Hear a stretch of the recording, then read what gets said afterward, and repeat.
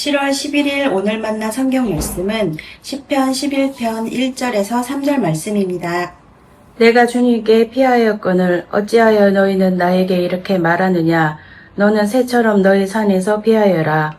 악인이 활을 당기고 시위에 화살을 메워서 마음이 바른 사람을 어두운 곳에서 쏘려 하지 않느냐.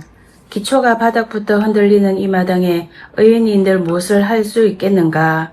아멘. 오늘 만나러 만나주시는 하나님을 기대합니다. 여러분, 살다 보면 갑자기 발밑이 무너지는 것 같은 순간이 있습니다. 건강에 청천벽력 같은 소식을 듣거나 믿었던 사업이 시청거리거나 자녀의 문제로 눈앞이 캄캄해질 때가 있지요. 내가 믿고 의지하던 삶의 터전이 한순간에 싱크홀처럼 내려앉는 것 같은 위기입니다.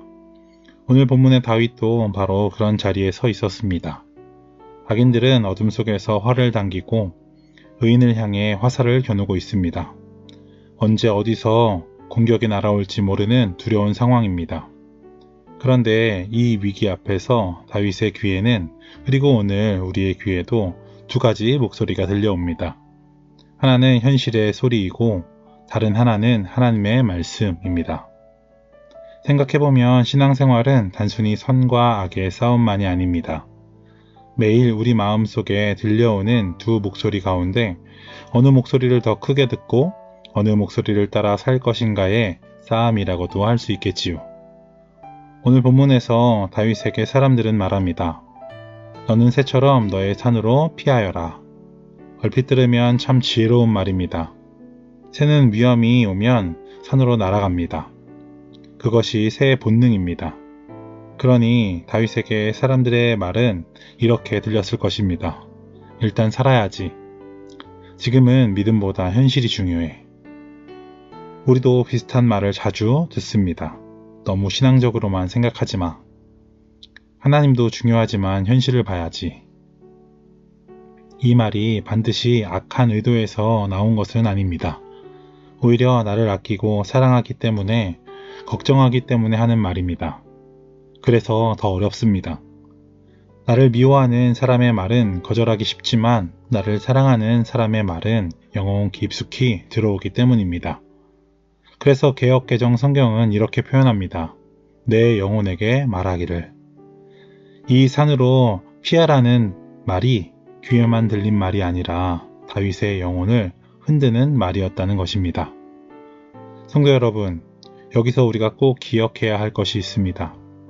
나를 편하게 하는 말이 언제나 나를 살리는 말이 아니듯 따뜻한 말이 언제나 믿음의 말은 아니라는 사실입니다.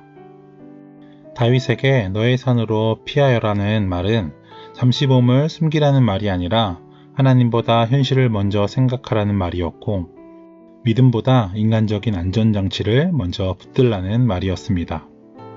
그러나 다윗은 전혀 다른 고백을 합니다. 내가 주님께 피하였거늘. 이 한 문장이 오늘 본문의 중심입니다. 다윗에게 하나님은 마지막 방법이 아니었습니다.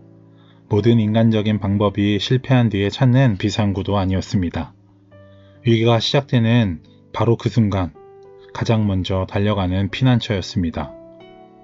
여러분, 사람마다 자기만의 산이 있습니다. 어떤 사람은 돈이라는 산으로 달려갑니다. 어떤 사람은 사람이라는 산을 붙듭니다. 어떤 사람은 자신의 경험과 능력이라는 산을 의지합니다. 그러나 다윗은 이렇게 말하는 것 같습니다. 주님이 나의 산이시다. 이것이 믿음입니다. 믿음은 현실을 외면하는 것이 아닙니다. 악인이 활을 당기고 있는 현실도 압니다. 터가 무너지는 것 같은 현실도 압니다. 그러나 현실보다 먼저 하나님을 바라보는 것입니다. 믿음은 현실의 소리가 아니라 하나님의 말씀을 선택하는 것입니다. 그래서 믿음에는 언제나 순종이 따라옵니다. 순종은 모든 것이 이해될 때 하는 행동이 아니죠. 여전히 어둡고 여전히 불안하고 아직 길이 보이지 않아도 하나님의 말씀이 옳다는 것을 믿기에 한 걸음 내딛는 것입니다. 다윗의 삶이 바로 그랬습니다. 사울을 죽일 수 있는 기회가 2번이나 찾아왔습니다. 주변의 사람들은 말합니다. 하나님이 주신 기회입니다. 지금 끝내야 합니다. 더 기다리면 위험합니다. 얼마나 설득력 있는 현실적인 말입니까? 그러나 다윗은 사울이 하나님의 기름 부음 받은 자임을 기억했습니다. 눈앞의 유익보다 하나님의 말씀을 더 신뢰했습니다. 그것이 믿음이었습니다. 그렇다면 정말 하나님께 피하는 사람은 어떤 결말을 맞이할까요? 다윗은 위기를 바라보다가 문득 시선을 위로 들어 올립니다. 주님께서 그의 성전에 계신다. 주님은 그의 하늘 보좌에 앉아 계신다. 주님은 그의 눈으로 사람을 살피시고 눈동자를 꿰뚫어 보신다. 땅은 흔들립니다. 터는 무너집니다. 그러나 하나님의 보좌는 흔들리지 않습니다.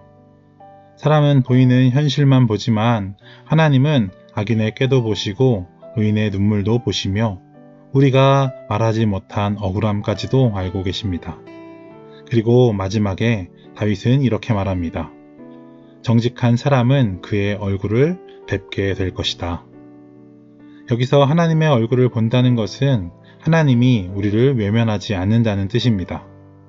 우리의 삶을 향해 얼굴을 돌리시고 은혜의 빛으로 우리를 비추신다는 뜻입니다. 눈앞의 현실은 흔들릴 수 있습니다. 건강도, 사업도, 관계도, 자녀도 우리의 삶의 터전을 흔들 수 있습니다. 그러나 하나님은 흔들리지 않습니다. 하나님의 얼굴은 끝내 하나님께 피하는 사람을 향해 있습니다. 사랑하는 성도 여러분, 오늘도 우리에게 두 목소리가 들립니다. 너의 산으로 피하여라.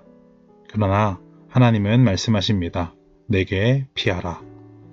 결국 우리의 인생을 결정하는 것은 위기의 크기가 아닙니다. 위기의 순간 어떤 목소리를 선택하는가가 우리의 믿음을 결정합니다. 그러므로 오늘도 달콤한 세상의 소리보다 생명을 주시는 하나님의 말씀을 더 크게 듣는 저와 여러분 되시길 바랍니다. 발밑의 터가 흔들릴지라도 흔들리지 않는 하나님을 바라보며 그분에게 피하는 높은 뜻 사람들이 되길 소망합니다. 기도하겠습니다.